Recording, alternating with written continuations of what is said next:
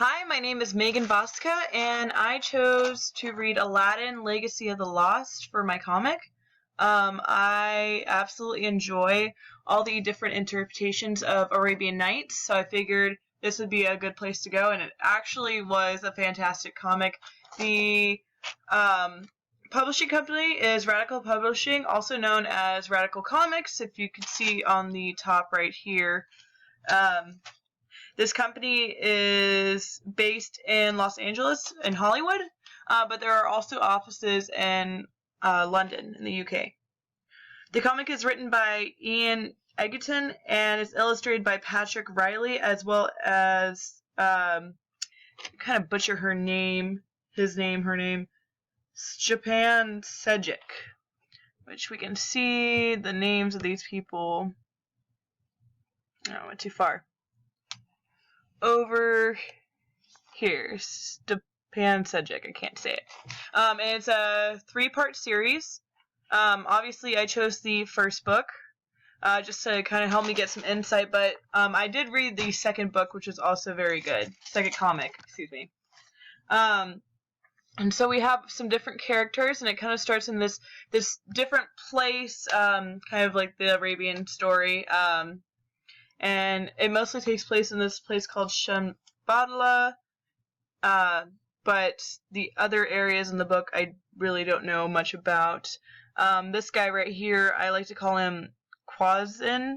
I don't exactly know how to say his name, but he is what I consider to be this evil sorcerer, more of the shadow like we talked about in the hero's journey, and he uses people and then seems to murder him. That's his little habit right there. What he wants is this lamp that has a jinn, or what a lot of people call genie, in it. The magic lamp that Aladdin, our main character in the story, has the mythical blood that we need to acquire this lamp. And yeah, he just, this guy's pretty evil.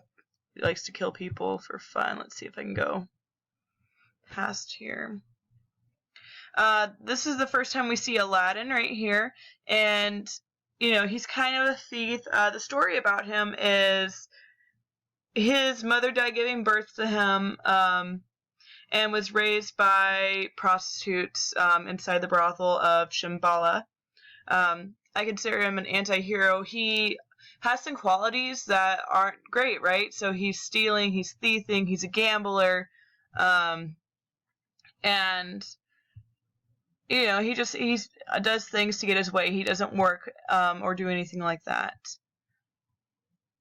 There is a point in here where I kind of think of him as a Robin Hood, and it comes up again in the second part of the story. Go away, I don't need this. And that's when he's giving all this money away. Again, yeah, it's like the weird thing is like, is he a Robin Hood or is he a real thief? Is he taking this money and giving it to the poor? Because that's what he does when he eventually does have the jinn in his possession. But right now it's like he's stealing for him. We see some different characters in the story. This one right here is Sinbad, and he just seems to be kind of an ally for him. And the other stories, he sticks up for him. Right here, they're just kind of talking, and his what I consider family / prostitutes / whatever they are. We're kind of telling him like, you're really getting in trouble here. You need to stop. You've never worked a day in your life. Please do something, because we're not going to help you anymore. At this point, this is when Quazim first finds Aladdin and is like tricks him into the whole idea of like, hey, so I need to hire you. I'm going to hire you to do this thing because you're a good thief. Let me show you some of my magic to impress you. And he gets rid of his black eye that he had when he was gambling, or got beat up by the guys he was gambling from. And that's when he starts his journey. A lot of different mythologies and stories of the hero. The main character usually kind of rejects the hero's journey in the first place, but as we see with Aladdin, he did not reject it, though I think that he was kind of pulled into it. I mean, when he started this journey, he had no idea what he was doing. He was like, sure, I'm a thief, like, I'll do it, like, you're gonna give me stuff and treasure and whatnot, sure, no problem. But, here we said, it's like, what am I doing? I don't understand this, how is this possible? You know, he complains the whole way about the journey on the way there.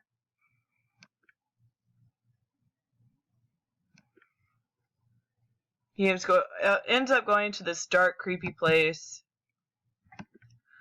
filled with these mythical creatures and finds the lamp. The lamp contains the jinn in it, and Aladdin has no idea what this is. And, you know, he leaves. He has all his treasure that he was promised. We got Quassim again, who decides, like, oh, I'm going to trick you, and this is my lamp. You know, I think I'm going to kill you now. You're going to die. Because that's just his favorite little thing. Some more stuff of him. It's a lot of, I noticed with this comic, there is a lot of action that,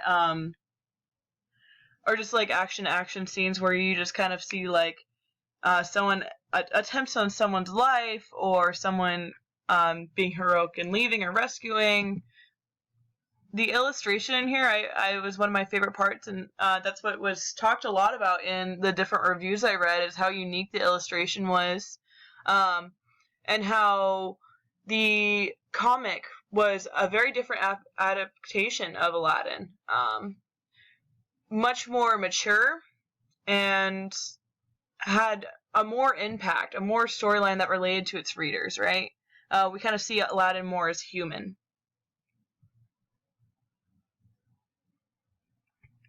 He gets stuck inside this little thing as he tries to escape, or this cave that originally had all the treasures, as he escapes Quassim's attacks.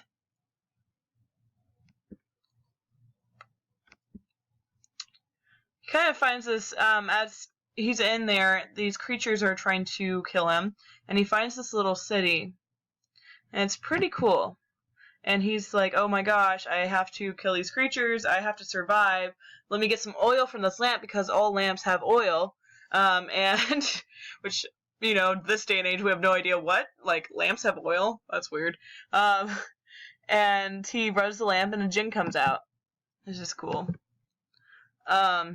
And I like the interpretation of the jinn here, because if you've ever seen the Aladdin Disney movie, it's kind of just like this bubbling little guy. This is like an actual mythical creature, and I like the fact that they use the word jinn and not genie. A lot of the different adaptations of Aladdin, or of Arabian Nights, do use the word jinn, and they kind of talk about this mythical creature that is scary and intimidating and overwhelming.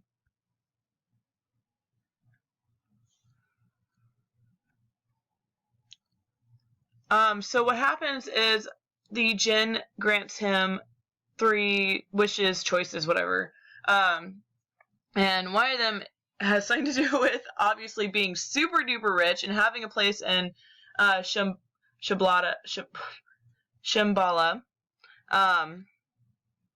And so this magical castle appears across from the kingdom. And it obviously takes a lot of notice, again with the question of Robin Hood, because Aladdin at this time is randomly once a day giving out gifts and gold to these people in Shambhala. Living the kingly lifestyle. And that's pretty much the end of the story in the first comic. And the big thing about this story is, you know, he gets tricked kind of in a way. You know, he just wants to get these treasures, and it's right after he is told by his family / prostitute women that, you know, like, you're lazy, you're not doing anything, you're going to get in big trouble, and we're not going to help you anymore. You need to stop gambling and stealing and thieving and do real work. And so he gets tricked into doing this and goes on this great adventure, and then here we see the jinn right here. That's pretty cool. And he ends up living this fabulous lifestyle after being tricked. And I think the thing that goes in with the big story arc is the fact that, you know, he goes on this adventure. And what happens in the second book is Quassim comes back and steals the lamp, which we all assumed he was going to do. I think that it's something that we just I just thought about before I read the second book, was like, okay, well, what's going to happen next? And, it just becomes this big thing. Also, our character ends up finding love, finding someone he cares about, and she gets taken away as well. It becomes this big war on him. He's pretending to be someone he's not, a different person, and he has this lovely Jen to help him do that, but what about the real him, who's never worked in a day in his life? I think he learns a huge lesson, and in this story, he just goes on this magical adventure, and has a lot of allies, and has the Quasm, who's the evil guy in the story. It's just a basic thing of good versus evil, who's gonna win. So I think that is my adaptation of this comic. Thank you so much for listening, and have a good one.